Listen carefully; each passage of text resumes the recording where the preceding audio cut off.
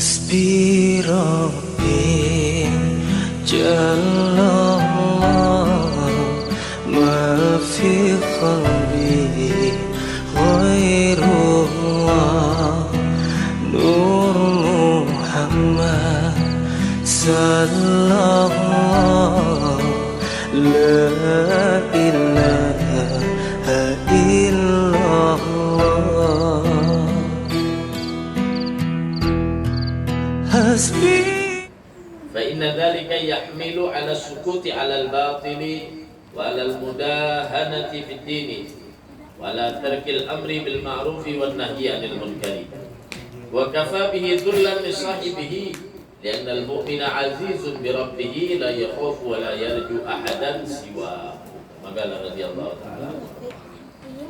Alhamdulillah, kita panjatkan bersyukur kehadirat Allah Subhanahu wa taala, wassalatu wassalamu ala Rasulillah. Pada saat ini kembali kita dapat berkumpul di majelis Miftahul Jannah dan kita tidak lupa untuk banyak bersyukur kepada Allah Subhanahu wa taala atas segala nikmat yang Allah taala masih berikan kepada kita. Nikmat sehat wal afiat, nikmat zahiran wa batinan kita diberikan oleh Allah Subhanahu wa taala. Maka dari itu mudah-mudahan dengan nikmat kesehatan yang Allah berikan itu menambahkan rasa ingin kita beribadah kepada Allah Subhanahu wa taala, rasa ingin kita taat kepada Allah bertambah, begitu juga dengan pengamalan kita sehari-hari, dan mudah-mudahan kita selalu diberikan keistiqomahan oleh Allah Subhanahu wa taala fid din wal dunya wal akhirah. Amin. Allahumma amin. Pasal menerangkan tentang pentingnya bagi seseorang untuk melenyapkan rasa takut terhadap makhluk. Disebutkan di sini. Wastahid ayyuhal muridu, maka hendaklah kau bersungguh-sungguh sebenar-benarnya wahai para murid, fi tanzihil qalbika, di dalam membersihkan hatimu, mengosongkan, membersihkan hatimu dari apa? Min khaufil khalqi, daripada takut kepada makhluk, khawatir terhadap makhluk. Entah itu benar-benar takut lawan makhluknya atau karena takut terhadap sesuatu yang ada di dalam makhluk. Bisa takut lawan orangnya, bisa takut juga lawan apa yang akan dia dapatkan ketika dia tadi itu tidak takut kepada makhluk. Wa minat tama'i, begitu juga engkau harus membersihkan daripada hatimu daripada sifat tama'. Tama' itu sebagian mengatakan adalah rakus. Jadi kita tama' itu artinya rakus atau khiris. Orang Arab itu rakus, ya, hendak berlebihan, hendak berlebihan. Fihim, di dalam manusia, ya, di dalam mereka manusia tadi, makhluk tadi. Fa inna dzalika yahmilu 'ala sukuti, karena sesungguhnya perilaku yang demikian itu, ya, akan menyebabkan seseorang itu nantinya bisa sukut, berdiam diri atas perbuatan batin. Kemudian lagi wa 'alal mudahanati fid din, dan menjadi penjilat dalam agama, ya. Wa 'ala tarkil amri bil ma'rufi wan nahyi 'anil munkar, dan akan juga dia meninggalkan daripada pekerjaan amar ma'ruf nahi munkar. Wa kafa bihi dhullan li sahibihi, dan cukuplah dengannya seseorang tadi dhullan, ya, kehinaan bagi dia, li sahibihi, kepada orangnya yang dalam hatinya tidak ada rasa takut kepada Allah, takutnya hanya kepada makhluk, dan dia tama'. Ketahuilah orang tersebut dia mendapatkan kehinaan, ya, dari Allah Subhanahu wa taala. Kenapa? Li'annal mu'min, karena sesungguhnya orang yang beriman azizun bi rabbih, dia akan mendapatkan kemuliaan datangnya dari Allah. La yakhaf, dia tidak akan takut, wala yarju, dan tidak akan berharap, ya, ahadan, kepada seseorang, siwahu, selain daripada Allah Allah Subhanahu wa ta'ala. Nah, ini sifatnya para aulia. Aulia itu adalah masuk dalam kategori minat sholihin. Itu orang-orang yang saleh. Ya, orang-orang yang saleh. Apa kemarin makna as-saleh? Saleh itu adalah al-ghain bi huquqillah wa huquqi ibadih. Yaitu orang yang mengerjakan taat dengan hukum-hukum Allah, wal ghain bi huquqi ibadih, dan mereka juga yang taat atau baik atau menegakkan dengan hukum-hukum perkara-perkara hak-hak daripada hamba-hambanya Allah. Ya. Nah, itu orang soleh. Apa sifatnya wali itu dalam Al-Quran disebutkan, ala inna awliya Allah la khawfun alaihim wa la hum yahzanun. Para wali itu tidak ada ketakutan di dalam hati mereka. La khawfun alaihim, gak ada rasa takut kecuali kepada Allah. La khawfun alaihim wa la hum yahzanun. Mereka gak ada bersedih kepada perkara-perkara kehidupan, ini gak ada sedihnya, gak ada takutnya. Itu sifatnya para aulia Allah. Kita sulit untuk mengikuti daripada para wali. Cuma bagi kita tadi berusaha sepaling tidak mirip-mirip lawan para wali. Kenapa? Karena orang yang memirip-miripkan dirinya kepada orang baik, maka dia juga akan tergolong sama orang baik. Walaupun tidak sesempurna itu, ya?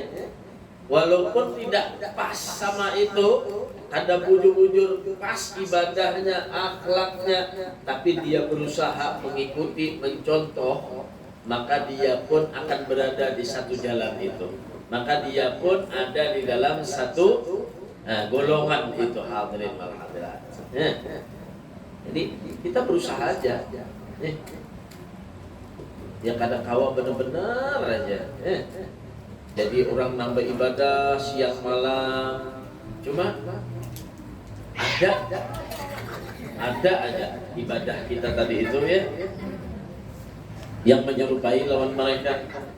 Kita lihat Syekh Muhammad Saman Al-Madani misalnya. Kita lihat kayak apa Syekh Saman di dalam tarbiyah beliau, mulai dari kecil sampai beliau beranjak dewasa, sampai beliau tua dan menjadi wali. Ya, menjadi wali. Wali itu artinya kekasih Allah. Dia menjadi kekasih Allah Subhanahu wa ta'ala. Mulai dari kecil sudah kayak apa beliau? Dikasih mamanya bantal, keluh kesah, tidak bisa tidur. Itu ciri-cirinya para aulia Allah. Kemudian dikasih makan, dia makan seadanya, artinya tidak dengan syahwat makannya. Dilihat lagi tidak seperti anak-anak yang pada biasanya senang hobinya main. Nah, dia itu hobinya mengaji, menghafal Al-Quran, menghafal hadis. Nah ini ciri-cirinya. Sedikit tidurnya, banyak digantinya dengan ibadah kepada Allah Subhanahu wa ta'ala. Kemudian ketika dia beranjak dewasa, dihabiskan waktunya untuk mencari ilmu agama. Setelah mencari ilmu agama, dia mengajarkan ilmunya. Sampai seakan-akan di dalam manakibnya orang solehin itu tidak tersentuh sedikit pun dengan perkara duniawi. Gak ada ceritanya orang solehin wali itu habis waktunya berjualan aja, berdagang aja, mencari duit aja. Jarang kita temui para aulia Allah semacam itu. Yang kita temui cerita mereka adalah garib minallah. Mereka tagarrub ilallah, beribadah kepada Allah Subhanahu wa ta'ala. Habis waktunya beribadah, habis waktunya mengaji. Siapa lagi? Rabi'atul Adawiyah mengaji, anak meninggal mengaji di lubang kubur sorak sampai 6.000 kali hatam Quran. Waliyah, seorang perempuan yang wali. Kita dapati mereka itu tadi. Dihabiskan waktunya untuk beribadah, untuk taat kepada Allah Subhanahu wa ta'ala. kita nggak bisa semacam mereka. Nggak sanggup kayaknya ya. Sepaling tidak kita bisa meniru kepada mereka sedikit aja. Apa aja Syekh Muhammad Salman nih, contohnya Syekh Muhammad Salman Jansidin, bila pian sembahyang subuh, bangun sembahyang subuh, tuntung sembahyang subuh, baca doa. Apa doanya Jansidin? Allahumma ghfir mata Sayyidina Muhammad, Allahumma arham mata Sayyidina Muhammad, Allahumma astur mata Sayyidina Muhammad, Allahumma farrij an ummati Sayyidina Muhammad. Jansidin nang membaca doa ini lain sidin bang penentunya ya, kalau sidin wali, sidin orang soleh dekat lawan Allah, jadi sidin insya Allah orang yang membaca doa ini berada dengan golongan orang-orang wali. Nah, itu harapan sidin, doa sidin, memintakan sidin lawan Allah Subhanahu wa Ta'ala. Kita lihat la khaufun 'alaihim wa la hum yahzanun. Mereka itu tidak ada takutnya kecuali kepada Allah. Tidak ada sedihnya kecuali kepada Allah Subhanahu wa Ta'ala. Itu dalam hati kita perlu, kata Habib Abdullah Al-Haddad, untuk ditanzih, untuk dibersihkan hati kita itu dengan sifat-sifat semacam itu, kata beliau. Kenapa? Karena kadang perkara dunia ini mengganggu hati kita. Bila hati kita itu sudah terganggu, maka untuk melakukan taat pun susah. Ya, untuk melakukan taat pun susah. Orang yang hatinya masih memikirkan tentang takut dengan dunia, takut dengan dunia. Padahal kan ada apa aja dunia ini, bukan ditakuti, kan ditakuti sama aja kayak itu. Biar alhamdulillah masih berada di sini. Di mana? Di Kalimantan Selatan nyaman lagi. Coba biarlah ini huruf lawan yang ada di Palestina. Awal lagi hendak turun di majelis lah. Sembahyang aja ngalih, makan aja ngalih, minum aja ngalih, menghadang berminggu-minggu aja dapat makan, dapat minum. Siapa itu orang Islam? Apakah dengan sebab itu mereka akan keluar dari agamanya? Bukan. Tambah mereka tambah kuat imannya kepada Allah Subhanahu wa Ta'ala. Kenapa? Karena dunia ini kita mau berkehendak dan tidak pun, kita takut dan tidak pun, sama di hadapan Allah Subhanahu. Allah melihat hati kita. Yang dilihat Allah adalah hati kita. Ketika kita bisa meningkatkan kualitas hati kita, kita takutnya hanya kepada Allah. Gak ada takut sama yang lain.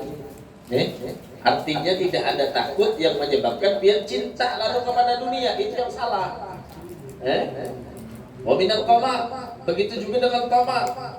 Di bawah rasa takut tuh ada qama. Apa qama? Qama tuh kepingin gue rakus di kita. Nah, itu di bawah rasa takut. Takut dulu kalau pina kada dapat. Takut dulu kalau pina kada purihi. Takut dulu kalau pina kada sesuai dengan harapan. Nah, itu dibuat takut tuh tentang duniawi.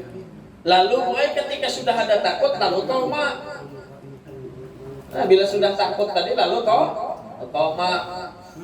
Nah, ya lalu nak hendak masuk bagawi itu sogok, penyogok. Lalu nang bila sudah jadi itu, lalu jadinya pembalasan. Kenapa? Banyak keluar modal sudah. Ya lah. Ya Nabi lah kada keluar aja, kada menang berita atau kada diterima orang, keluar modal. Kenapa? Takut lawan duniawi. Sudah jadi, lalu toma, sifat toma, lalu rakus. Nah, itu dikatakan fa inna dzalika yahmilu sifat alal batin. Ketika sudah orang ada dalam hatinya takut lawan dunia dan tomak terhadap dunia, terhadap manusia, terhadap makhluk, lalu yang kada peduli lagi lawan kebatilan. Kada peduli lagi. Nih, pokoknya ada di hadapan mata. Kada peduli lagi sudah. Rakyat kesengsara dihantamnya. Tetangga kayak apa kada peduli. Keluarga kayak apa, padahal lain haknya dirampasnya juga. Karena peduli lawan yang namanya batil. Kenapa? Karena sudah memenuhi dalam hatinya takut terhadap makhluk yang menjadikan dia sebagai orang yang tamak dan rakus. Wa alal mudahanah fid din. Dan kepada penjilat di dalam agama. Dalam agama dia bisa menjual. Agamanya bisa aja mulah konten-konten di YouTube. Lagi rame kan konten-konten di YouTube apa berkisah tentang agama. Padahal untuk menyesatkan daripada umat. Masya Allah, macam-macam. Jadi tugas kita ini belajar tentang agama, perbaiki agama-agama kita, tentang keimanan kita. Nah, diantaranya tomak itu boleh sering yang kita adai di keseharian kita, termasuk juga yang kecil-kecilnya pula, yang kecil. Kita merasa hendak kayak orang juga. Nah itu tomak. Hendak kayak orang juga. Lagi gua lagi bini boy. Jadi jurnal bini. Coba lihat laki orang itu nah baiknya. Jurnal laki bilang coba lihat bini orang itu baiknya. Dan termasuk tomak juga itu. Nah, hendak lebih, hendak dapat yang lebih. Itu termasuk juga tomak. Begitu juga boy nang rancak kita alami. Nah ibu-ibu bang nih kopinya. Ya. Bila baulanja pula, baulanja. Rancak napa bu? Betawar. Cuma betawar tuh bu lihat di posisinya boleh. Kan ada apa? Betawar tuh kan apa? Cuma bu amun ini berjualan untuk jangan ditawar. Oh masa 1.000 2.000 dia bilang hah? Sian sih dia berjualan kembang misalkan ya lah. Berjual sayur nang sedikit aja ujungannya. Aduh sakit ditawar. Lawan sifatnya orang tamak tuh boleh bila bertukar. Nah, diantaranya nya kan mau bertukar kecuali mencari yang mana paling murah. Atau mencari orang-orang yang baik lawan inya nang kawa mau murahi. Nah, itu diantara sifat-sifat orang tamak. Banyak boleh yang lainnya. Orang nang penjual sama juga. Bilanya melebihi harga penjualnya larang pada orang. Nah ini juga termasuk sifat tomat. Nah, jadi orang harganya biasa 10.000, inya 25.000. Nah ini termasuk orang nang tomat. Jadi boleh aja menawar tuh boleh, cuma jangan terlalu. Kalau lihat situasi, lihat keadaan, siapa yang ditawar. Nah harganya sesuai aja, mau nampak yang 1.000 2.000 bisa ditawarkan. Itu termasuk juga daripada sifat tomak. Artinya terus jadi gitu lah. Wa ala tarkil amri bil ma'ruf wan nahyi 'anil munkar. Nah, ketika itu juga orang yang dia tadi dalam hatinya tidak ada takut kepada Allah, takutnya hanya kepada makhluk yang menjurus kepada dia dengan rasa tamak. Dia akan pertama kada peduli lagi mana itu kebatilan, bahkan dia kadang menjilat dengan agamanya, bahkan kadang dia meninggalkan daripada amar ma'ruf nahi munkar, kada peduli lagi dengan amar ma'ruf nahi munkar. Nah, dikatakan jadilah wa kafa bihi dzullan li sahibihi. Nah, cukup bagi orang ini mendapatkan kehinaan. Kenapa? Karena li'annal mukmin itu azizun bi rabbih. Seorang mukmin itu dia akan aziz. Dia akan mendapatkan keagungan, kemuliaan, keistimewaan itu datangnya dari Allah Subhanahu wa taala. Jadi datangnya dari Allah. Wala yakhaf, dia tidak akan bakal takut. Kenapa? Karena dia tahu semua itu datangnya dari Allah.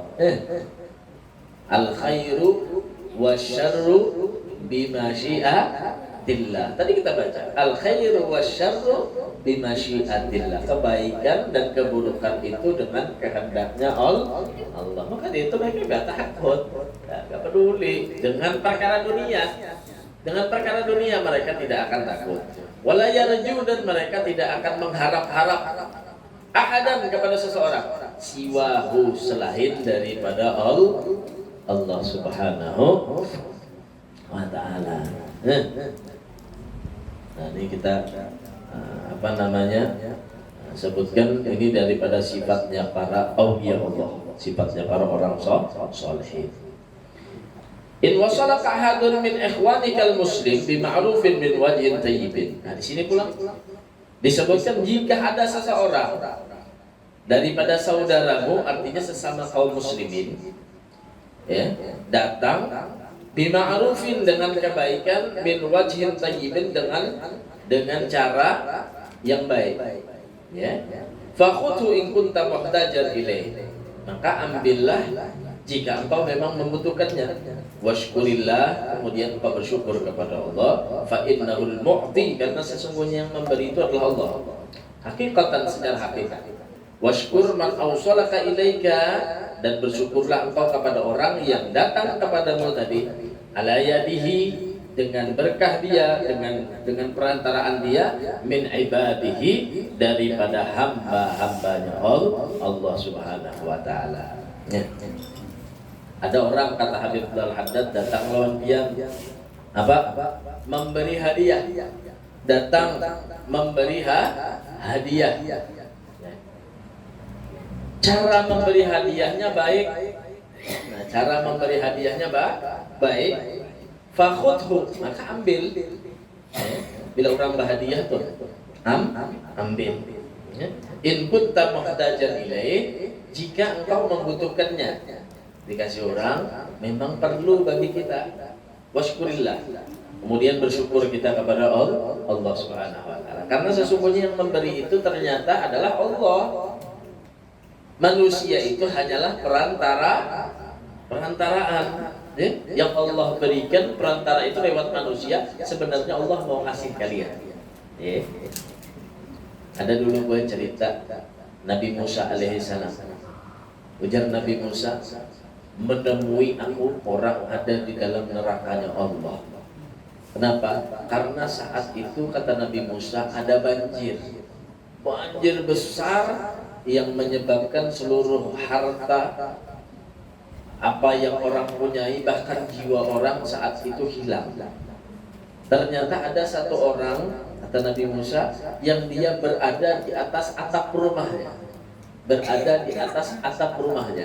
Sedang kebanjiran. Dan ada orang yang datang kepada dia untuk membantu dia dengan membawakan perahu. Disuruh sama orang itu, hai fulan, kalau kau mau selamat, naik ke perahunya aku. Kata dia, enggak, aku enggak mau naik perahu. Aku mengharapkan bantuan yang datang dari Allah.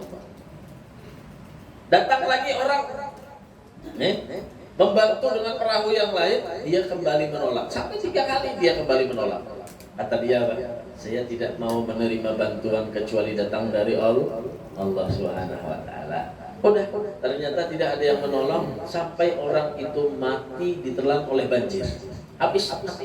Ternyata kata Nabi Musa, orang ini dimasukkan ke dalam neraka Allah Subhanahu wa taala. Padahal menunggu bantuan Allah. Menunggu bantuan Allah. Masya Allah. Akhirnya apa? Masuk dalam neraka. Kenapa? Allah membantu juga dengan wasilah. Jadi Allah kasihkan bantuan. Allah kasih kita ini ayah, kita dikasih orang tua, dikasih anak, dikasih istri, dikasih suami. Itu bentuk pertolongan dari Allah Subhanahu wa taala. Yang Allah berikan sama kita. Adalah kita tetangga misalkan datang sama kita, ngasih sama kita. Kalau memang itu sesuatu yang baik dan kita membutuhkan, ya terima.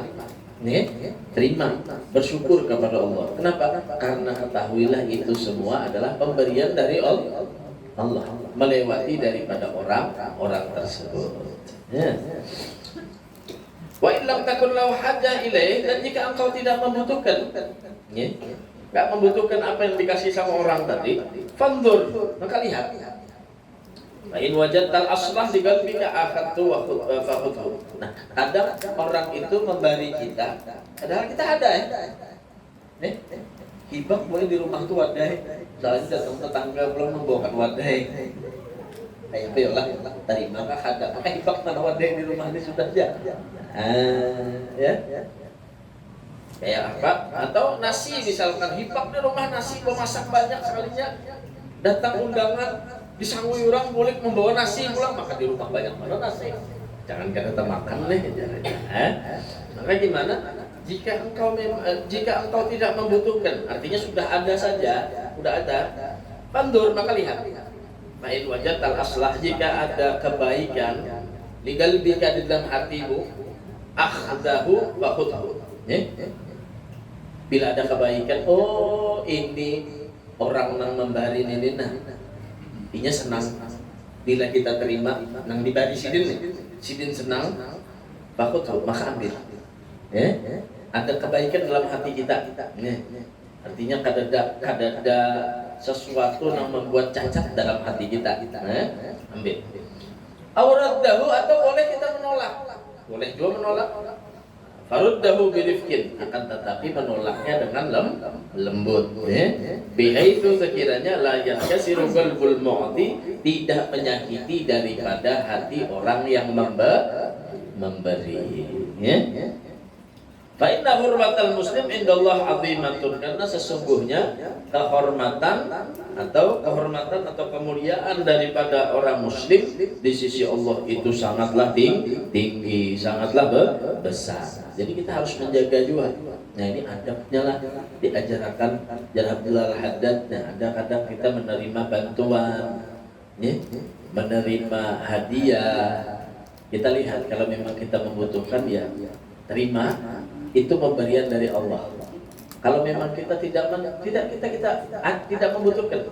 memang lebihan, maka boleh bagi kita, kalau misalkan ada kebaikan dalam hati kita boleh ngambil, atau misalkan bisa kita menolak, tapi tolaklah dengan kalimat yang baik, ya, tolak dengan kalimat yang baik.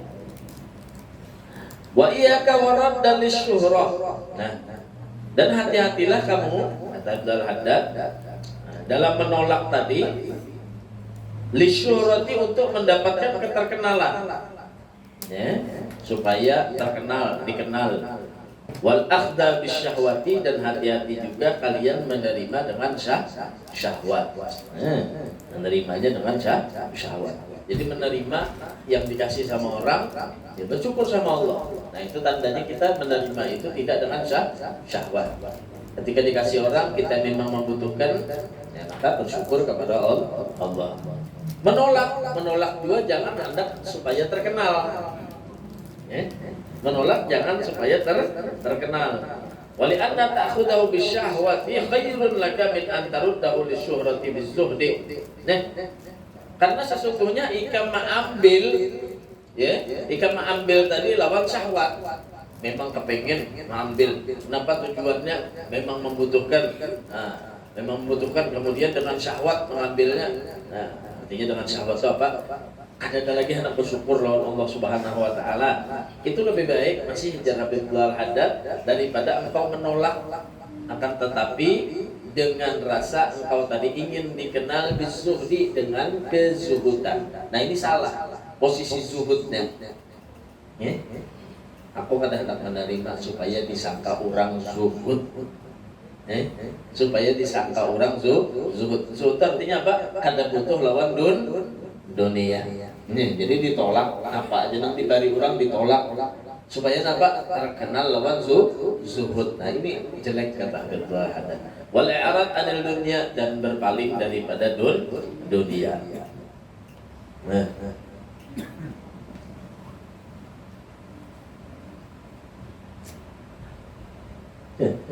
Masya Allah, macam-macam lah.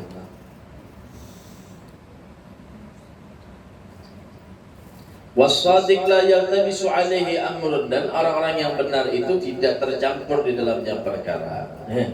Niatnya benar.